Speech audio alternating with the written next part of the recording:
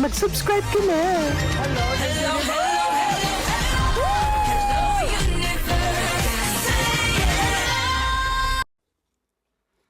Hello mga buweks! Magandang araw sa inyong lahat. Galaw-galaw para hindi mapaimbornal. Hello sa ating mga subscribers dyan. Ganun din sa ating mga new subscribers. Welcome to Parade of Beauty! If you are here today, welcome to the new era of beauty. Beauty is in you. O, Jimbo, kamusta naman kayo mga buweks?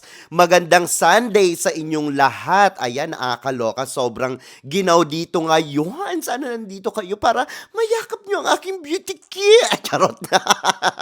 Hello po sa mga nanonood dyan. Please don't forget to subscribe to my channel. Click your notification bell para mas updated kayo sa ating mga chika everyday and night sa mundo ng pageantry. And please like this video. Maraming salamat sa mga nag-likes. Sa mga hindi pa nagla-likes dyan, galaw-galaw para hindi may stroke. Di ba? Charito. But anyway, eto mga buweks, no? Congratulations muna dito sa ating Miss Supranational. Ayan, no? Na taga Brazil. Ayan, na napanood natin nung nakaraang gabi, no? Madaling araw pala. And of course, kagabi naman, ayan, no? Ang nanalo naman na Mr. Supranational 2025 ay walang iba kundi si Mr. Friends o Jim1 Charay. Talagang mga bigatin ang mga nanalo dito sa Mr. and Miss Supranational, no? Congratulations sa kanilang dalawa. But anyway, bago tayo magsimula ng bonggang-bongga mga Bex, no? Eto kagabi, actually may mga nakita akong mga final hot picks, no? Ng Mr. Supranational 2025. So ngayon, sabi ko, gagawa ba ako? Parang feeling ko na gumawa ng anong tawag dito, ng final hot picks ng Mr. Supranational 2025. Kaya lang, I realized na hindi naman ako gumawa ng first or second hot picks, no? Pero nung nakita ko yung mga final hot picks, medyo nalungkot ako mga buweks. Bakit? Kasi ang daming hot picks na nasa bottom si Philippines, di ba? Si Kenneth Kabungkal.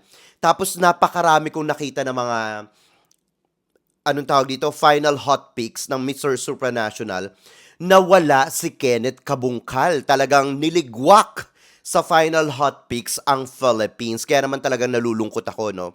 Tulad nga ng sinabi ko sa inyo, kumbaga pinagkaisahan, no, si Kenneth Kabungkal, lalo na yung mga Indodilulo page, di ba? Pero tulad nga ng sinabi ko sa inyo, mga buweks, no, sa live natin, kahit ganun din sa, sa vlog ko, di ba? Ang sabi ko, si Kenneth Kabungkal, hindi ako nalalakasan sa kanya, okay? Nung una pa lang, hindi ako nalalakasan, pero naniniwala ako sa kakayahan niya. Kasi syempre, Philippines yan, at saka may napatunayan na yan, di ba? Ginawan ko pa nga yan ng vlog, na maswerte kung makakapenetrate tayo sa first cut pa lang. At panigurado o kayang-kaya ni Kenneth Kabungkal yan. Yan ang sinabi ko sa inyo sa live at saka sa vlog natin, no? At pag nakapasok ito, sa first cut pa lang, panigurado ay pwede itong umarangkada. At yan nga yung nangyari kagabi. But anyway, eto nga, no, nalulungkot lang ako dahil talagang niligwak na mga pages, no, mga influencers ang ating pambato ng Pilipinas na si Kenneth Kabungkal sa kanilang mga final hot picks. Nakakaloka yan, no? Parang Philippines, niligwak talaga. Yung gwapo-gwapo ni Kenneth, di ba? Parang nakakaloka lang. But anyway, kagabi, parang naisip ko, sabi ko, gawa kaya ako ng final hot picks. Pero naisip ko, yun nga, hindi naman ako gumawa ng, ng mga hot picks ng Mr. and Miss ibig sabihin ng Mr. Supranational, di ba? Hindi naman ako gumawa ng hot picks nila. So ngayon, at saka parang antok na antok ako. Wala na akong time para tumingin-tingin pa sa mga boys, no? So, hindi rin ako nag-live kagabi at saka pumasok ako kaninang umaga. So ngayon, meron akong feeling na parang gusto kong ilagay, hindi parang gusto ko talagang ilagay si Kenneth Kabungkal sa final hot picks ko, personally, no? Sa top 5. Kasi kagabi, parang iba'y nararamdaman ko. Kaya nga lang, hindi ko na siya tinuloy. Kasi talagang bagsak na bagsak ako mga buweks. Dahil sa puyat natin kay Tara Valencia. But anyway, eto na nga. So ngayon, kahapon, but anyway, kahit hindi natin nagawa niya ng hot picks, napatunayan naman ni Kenneth Kabungkal, di ba, kagabi? And congratulations. But anyway, eto nga, kahapon, mga buweks, nakakaloka ito. So, nagbabasa-basa ako ng mga comments sa social media, sa Instagram. Ayan, no? Sa official Instagram account ng Supranational, pinakita ng mga Indodilulo ang kanilang mga kayabangan, di ba? Talaga nagko-comment sila doon sa picture ni Kenneth Kabungkal at sinabi nga doon na, if you crown Philippines tonight, we will unfollow your page. Di ba? Ang yayabang nito mga ito. Akala mo sobrang layo na ng mga narating nila sa sa mundo ng pageantry, di ba? Kumbaga mga bastos eto mga indodilulo na ito no, walang respeto sa organization, di ba? Kaya ang ginawa ko dito, nung in-upload ko to mga bweks, eto totoo yan, in-upload ko yan sa Instagram. Yung picture na nakikita nyo ngayon, alam nyo kung anong ginawa ko? Tinag ko ang Mr. Supranational Organization. Talagang kinelaborate ko pa, no? Ginawa ko talaga yung ginawa ko, tama ba yung word ko, kinelaborate? Nakikolaborate ako, ayan, kinolaborate ko yung official Mr. Supranational Organization, di ba? Para makita nila yung mga buga nitong mga ito, kasi hindi naman nila nakikita lahat yan eh. So yan ang ginawa ko kagabi mga bweks, no? Kung may epekto man yan sa pagkaarangkada ni Kenneth Kabungkal, no? So maganda yan, kahit papaano may nag-ano sa kanila, may nag-anong tawag dito? May nag-shoutout sa kanila ng ganyan, di ba? Na-call out sila, di ba? Ganun talaga, syempre. Kahit na ganyan si Kenneth Kabungkal, kailangan natin ipagtanggol yan. Syempre, kandidato natin yan, di ba? Hindi naman lahat ng comments yan nababasa ng Supranational. Sabi ko, ganun ba? Okay, sige, ayan. Ginawan ko ng content, yung pinost ko na picture na yan, tinag ko mismo sa official Mr. Supranational Organization, di ba? At sana nakita nila, no? Kaya talagang niligwak nila sa Indonesia. Kasi ang yayabang nitong mga hayop na ito, di ba? But anyway, eto na nga mga bwekso, nakakaloka ito. Nagulat ang mga Indodilulo, di ba? Nagulat sila sa tagumpay ng Pilipinas dito sa Mr. Supranational kagabi. Ganon din sa Miss Supranational 2025, di ba? Hindi nila matanggap ang talagang kalibre at pangmalakasan ng ating mga kandidato at kandidata pagdating sa international pageants, di ba? Nakakaloka ito, and of course, sinasabi nga nila na ito daw Supranational ay may lubi-lubi daw. Bakit daw? Pinayagan na may 2 Filipina dyan sa Miss Supranational. Ayan nga no, ang ating Tara Valencia at ang ating Lacrini, Ana Lacrini Valencia. O, di ba? Tama ba yung name ko? Tama, di ba? Ana Lacrini Valencia, ayan, no? Na sinasabi nilang, bakit daw may 2 Valencia na Philippines sa Miss Supranational, hindi daw makatarungan ang ginawa ng organization para sa Indonesia at para sa mga ibang bansa na lumaban dyan.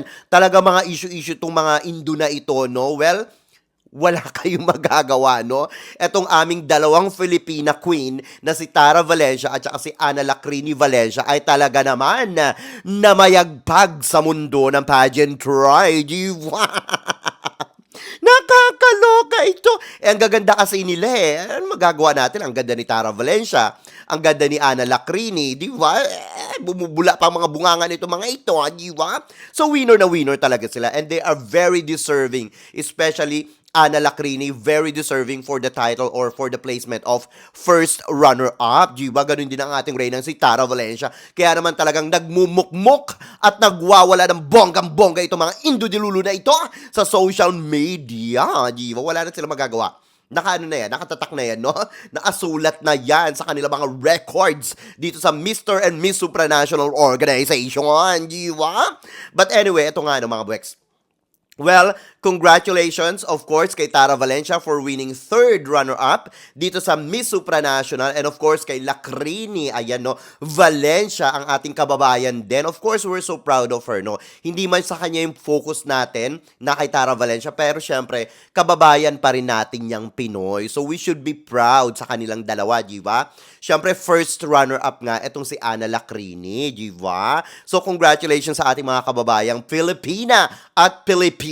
Ayan, no? Ang sabi dito, winner Supranational 2025. Mabuhay naman talaga silang lahat, di ba?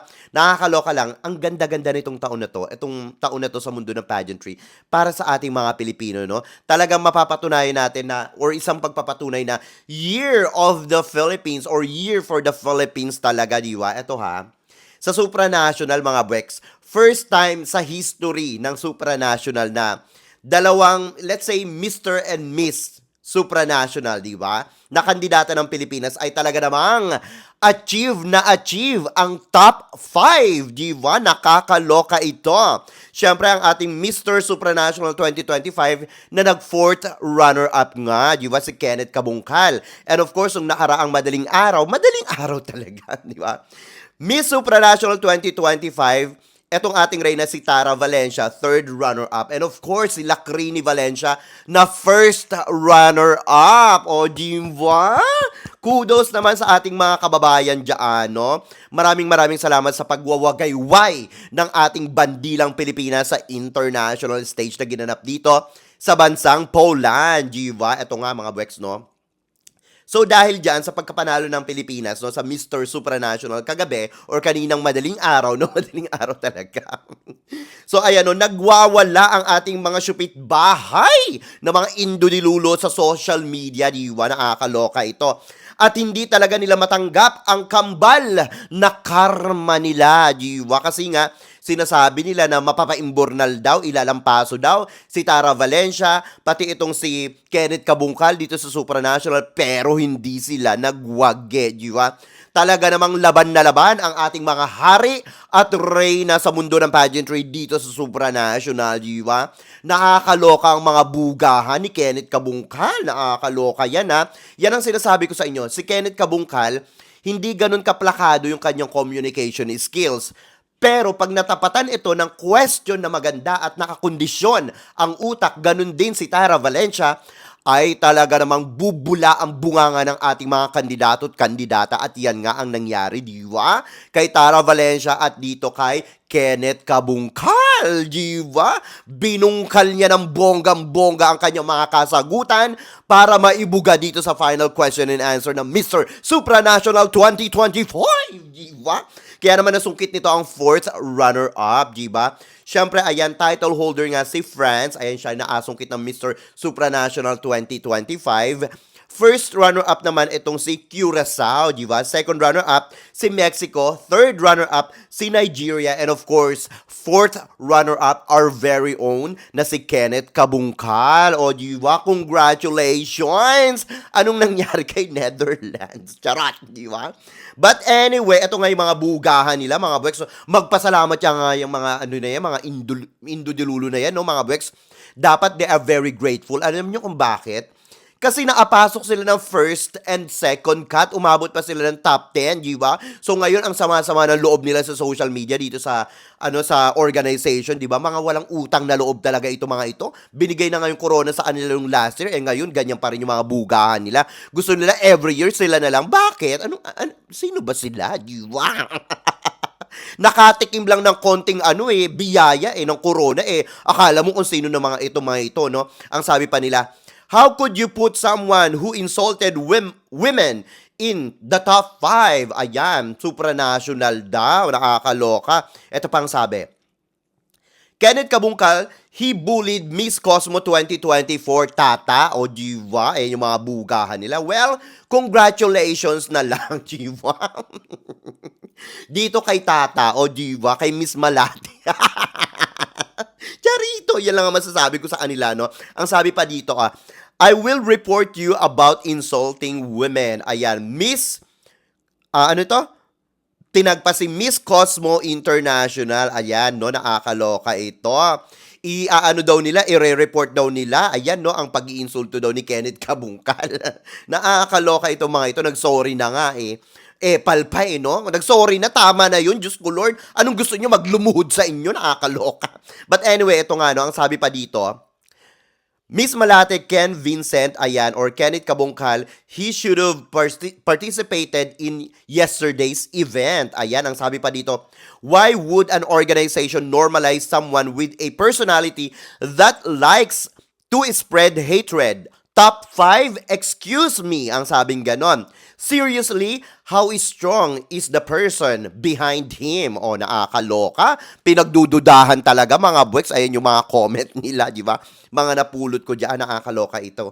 Itong mga ito, sino daw nasa likod ni Kenneth Kabungkal? Mukha daw may lubi-lubi ito. Bakit iniisip nila sa Philippines? Di ba sila lang yung ganyan? But anyway, ito pang sabi. Mr. Philippines used to insult the top two of Miss Cosmo last time by calling them malate. Ayan. I'm not sure what the meaning is, but everyone is aware that it's a really bad words. He said that because Miss Cosmo Philippines didn't advance to the top 5 at that time. Ayan ngayon kay Atisa Manalo, no? Ito pang buga. Well, ito lang masasabi ko mga Bex pala, no? Eto bang mga Indodilulo na ito talagang out of their mind, 'di ba? Nakakaloka. Itong mga tao dito sa Indonesia, itong country na ito, no? Talagang they are gone mad, 'di ba? Talagang nabaliw na itong mga ito. Nakakaloka sila. Well, keep celebrating, no? Mixed breeds every year. Yan lang ang masasabi ko dito sa mga ito, no? Ito pa. Ito pa mga Bex, no? Tag all of them. Do what you want, di ba? As if they are as if they can do anything about it, di ba? Hindi nga pinersonal ng Mr. Supranational Organization si Kenneth Kabungkal, no? So, bahala kayo sa buhay nyo, di ba? So, ayun. But anyway, why? Kasi nga chilek sila. Mga chilek, di ba? Why don't you just admit that Miss Cosmo or Miss Cooks mo, di ba? 2024 cooking show. Kasi nga chilek, di ba? So, ayun. But anyway, ito nga sinasabi nila, no? How much does Miss Supranational and the Philippines pay? Ayan, nakakaloka. Nagbayad daw ang Pilipinas dito. Nagkaroon daw ng cooking show. Ayan, no? Dito sa Mr. Supranational at saka sa Miss Supranational. Kaya daw nakapenetrate at nanalo daw ang Philippines, di ba? Ang masasabi ko lang dito mga Bex, no, sa buga nila na ito, hindi na lang ako nagko-comment para wala ng gulo, no? Ito na lang, are you pertaining ba sa country nyo, ito sa mga Indodilulo? Kayo yata yung mga nagbabayad-bayad ng ganyan, no? Sa amin nyo pa ipinapasa, mga walang hiya kayo, di ba? Huwag nyong ibuhos sa amin yung mga gawain nyo, ganun lang yon, di ba? Kasi ang Philippines talaga ay talaga namang masasabi kong di kalibre ang mga kandidata namin, jiwa, dyan sa international pageants. Hindi katulad yung mga Indodilulo, jiwa. Kami nga ang powerhouse at Grand Slam, jiwa. Ano kayo? Jiwa? Ay, naku, ang sinasabi pa dito, Mr. Philippines Bad Attitude, top 5 by lobby-lobby daw. Ayan. Philippines over Czech Republic. Ayan ang mga tanong nila, no? Nakakaloka daw. Mas gwapo daw si Czech Republic, no? Is it possible ba daw for the Philippines than Czech Republic? Ayan ha, nakakaloka talaga ito. Czech Republic, it's better good. Philippines have a history. Hate comment to another winner pageant. Why? Czech Republic, it's better, sabing ganon. But Philippines paid more to Mr. Supranational Organization. Nakakaloka ito mga ito. Parang ang babait naman nila sa social media. Well, ito lang, no? Because your Miss Cosmo, Reyna, ayan na, is chilek. That's true, di ba? So, manigas kayo dyan. Tahol lang ng tahol hanggang maano kayo, mahirinan kayo na matuyo yung mga ngalangalan nyo, di ba? Hindi nila matanggap ang talagang kalibre ng Pilipinas pagdating sa mundo ng pageantry, di ba? Talagang doble karma sila kasi nga, ang akala nila hindi makaka-penetrate si Kenneth Kabungkal. Pero nilamon nito ang Indodilulo, ganun din si Tara Valencia na nilamon ang kanilang kandidata sa Indonesia. Nakakaloka ito. But anyway mga boys, ano masasabi nyo dito sa ating mga chika ngayong araw na ito? Mag-iingay sa ating comment section para makita ko rin ang inyong mga opinion. Hanggang sa susunod nating mga chiki-chikihan. Bye for now mga boys, and I love you all. Bye. See ya!